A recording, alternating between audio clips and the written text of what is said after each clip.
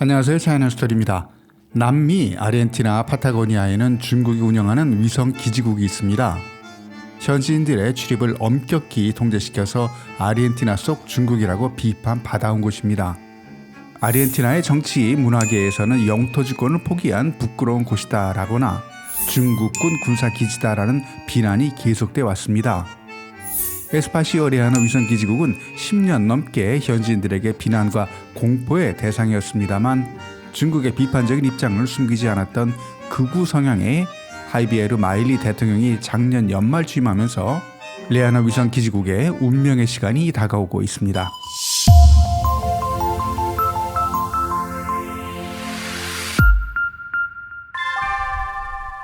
중국의 전략지원군은 중국의 모든 우주 활동을 통제하고 있습니다. 이건 민간 주도로 움직이는 미국의 나사와는 확연히 대비되는 부분입니다. 전략지원군의 이런 절대적인 영향력 때문에 중국이 운영하는 해외 위성 기지국들에 대한 우려가 더 커지고 있습니다. 이들 기지국은 위성과 우주선의 원격 측정, 추적, 그리고 지휘 역할, 또 지구 궤도를 떠다니는 수많은 물체를 추적하는 역할도 합니다. 중국 위성 기지국 중 일부는 남반구에 위치해서 남미 지역을 커버하는데요. 기지국들이 미국 뒷마당에 있어서 미국을 감시하는 첩보 활동에 이용될 수 있다는 우려도 있습니다. 2012년 아르헨티나가 경제적인 어려움을 겪을 때 중국의 약 2평방킬로미터의 땅을 임대한 것을 시작으로 이 아르헨티나 뉴켄의 에스파시오 레아노 기지국은 큰 주목을 받아왔습니다. 중국과 아르헨티나 간의 협상은 상당히 비밀리에 진행됐고 많은 부분이 비공개로 이루어졌습니다. 그리고 2012년 11월 아르헨티나 뉴켄주와 중국 정부는 50년 동안 임대료 없이 이 땅을 사용할 수 있는 계약을 맺었습니다. 이 계획에 따라 중국은 파타고니아에 위성 우주 관제소를 건설할 권리를 얻었고 이 기지에는 중국의 우주 탐사 그리고 위성 추적 프로젝트에 중요한 역할을 하게 됩니다.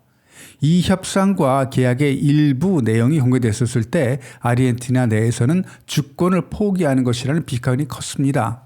국제적으로는 이 기지가 중국의 군사적인 정보 수집 능력을 강화할 수 있다는 우려가 꾸준히 제기되어 왔습니다. 아르헨티나 파타고니아의 외딴 지역에 있는 에스파시오 레아노 위성기지국은 16층 높이의 450톤의 접시 안테나가 특징입니다. 이 기지 건설에 약 5천만 달러가 투입됐고 2018년 3월부터 가동을 시작했습니다. 양국 정부 간의 계약서에는 아르헨티나가 이 위성 위지국에서 수행되는 활동을 간섭하거나 방해하지 않는다라고 명시되어 있습니다. 이런 이유로 스파이 그리고 군사활동에 대한 소문이 끊임없었습니다. 이 위성 기지국에서 스파이 활동을 한다고 의심하는 이유는 송출하는 주파수 대역 때문입니다. 우주통신에는 특별한 주파수 대역을 사용합니다. 위성통신에 주로 쓰는 이 S밴드 그리고 우주탐사에 쓰이는 X밴드 가운데 일부 주파수 대역을 할당해서 딥스페이스 통신용으로 사용합니다.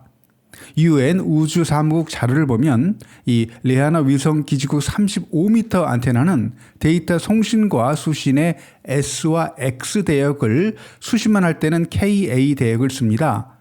세 대역 모두 과학연구, 상업용 통신 데이터를 전송하는 데 사용할 수 있지만 X대역은 정보, 감시 및 정찰, 무기 추적, 미사일 유도 등에 사용될 수 있고 KA대역은 군사위성과 항공기관 통신에 활용됩니다. 이 위성기지국은 중국 위성 발사 및 추적 총국이 관리하고 인민해방군 요원들도 근무하는 것으로 알려졌습니다. 레아노 기지국은 중국의 딥스페이스 네트워크의 일부로 2019년 달의 뒤쪽에 창어 4호 탐사선을 보내는데 중요한 역할을 했습니다. 남미에는 에스파시오 레아노 위성 기지국 외에도 중국이 건설했거나 임대 운영 중인 위성 기지국이 여러 곳 있습니다. 그중 대표적인 게 이곳으로부터 북쪽으로 550km 거리에 스웨덴 우주공사가 운영하는 산티아고 위성 기지국입니다. 이 기지국은 나사와 유럽 우주국 등의 시설 임대 사업을 하고 있습니다. 산티아고 기지국도 원래는 중국이 건설 운영했지만 2008년 기지를 스웨덴 우주공사에 매각했습니다. 그러다가 2010년 무슨 이유에서인지 중국은 산티아고 기지국에 10m C밴드 안테나를 임대합니다. 현재 중국은 산티아고 기지국 안테나 2대를 임대 운영하고 있습니다. 중국이 남미의 위성 기지국을 이용해서 첩보 활동을 벌이고 있다는 소문은 2019년 산티아고 기지국에서 사실로 확인됩니다. 산티아고 기지국을 통해 북극권 근처에 있는 스웨덴 우주공사의 또 다른 기지국 안테나에 허가 없이 접근, 군사정보 수집, 첩보 활동을 벌인 흔적이 발각이 됩니다. 이렇게 위성 기지국 임대 계약 위반 사례가 자주 발생하면서 스웨덴 우주공사는 2020년 키루나 위성 기지국, 산티아고 기지국, 그리고 호주 동가라 기지국에서 중국과 임대 계약을 갱신하지 않기로 합니다. 남미에서의 우주 첩보 활동은 중국 정부와 국영기업에 국한되지 않습니다. 중국 기업 엠퍼셋은 아르헨티나 아센시오와 합작주다로 리오 갈레고스의 위성 기지국을 건설할 계획입니다.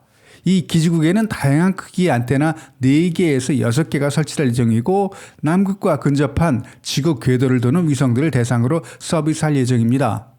우주 산업이 민간 영역으로 확대됨에 따라 중국 스타트업 기업들도 미국 기업들을 벤치마킹하면서 우주 상황 인식 시장에 진출하고 있습니다.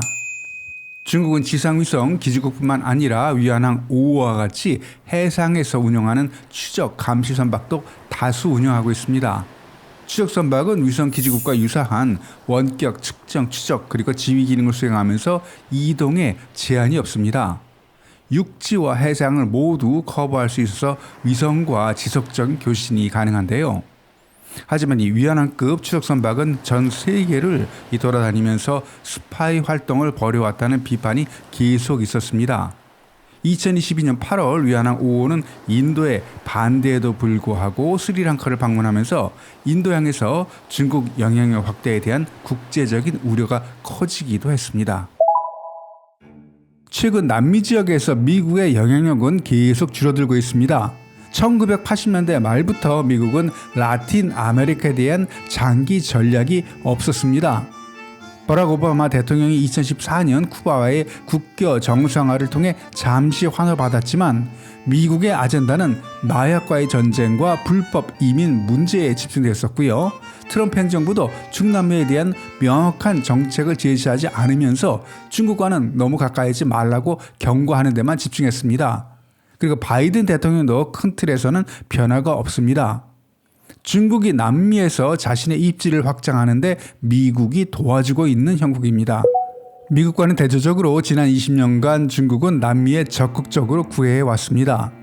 2008년 금융위기를 겪으면서 아르헨티나 정부는 중국과 102억 달러 규모의 통화 수화부를 체결하고 낡은 철도 시스템 개선에 100억 달러의 투자 합의를 했습니다.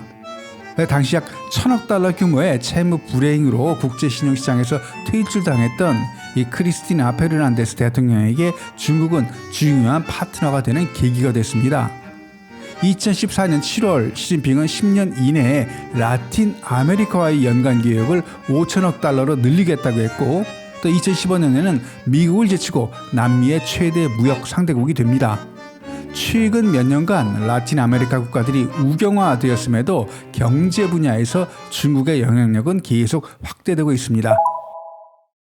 작년 연말 취임한 하비에르 마일리 아르헨티나 대통령은 극유 포퓰리스트 정치인입니다. 미국, 이스라엘과의 관계를 지지하고 중국과는 거리를 두는 취임하면 경제 독립성 강화 정책을 추진할 거라고 공언해 왔습니다. 얼마 전 다보스 세계 경제 포럼 연설이 연초부터 큰 이슈가 됐었습니다. 마일리 대통령은 자유시장 자본주의만이 빈곤을 해결할 유일한 해결책이고 사회주의가 자리 잡으면 필연적으로 빈곤해질 수밖에 없어 서구는 위험에 처하게 된다라고 주장했습니다. 취임 전부터 중국과의 관계에 재정립을 주장해온 마일리 대통령입니다. 그 출발점은 아르헨티나 내에서도 불평등 계약이라고 10년 전부터 논란이 되었던 에스파시오리아노 기지국 처리 문제부터 시작될 가능성이 큽니다. 10여 년간 아르헨티나 속 중국의 영토라고 알려졌던 위성 기지국의 운명의 날이 다가오고 있습니다. 오늘 영상은 여기까지. 영상이 유익했다면 구독, 좋아요 부탁드립니다. 댓글은 영상을 만드는 데 큰 도움이 됩니다. 감사합니다.